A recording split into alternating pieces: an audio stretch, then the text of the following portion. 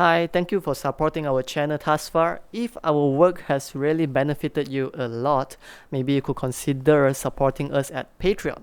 But if not, you could also like the video, subscribe, or leave a comment down below on what's the next song you would like to learn. Either way, it's very helpful. We thank you for being our supporter thus far. Have a great day.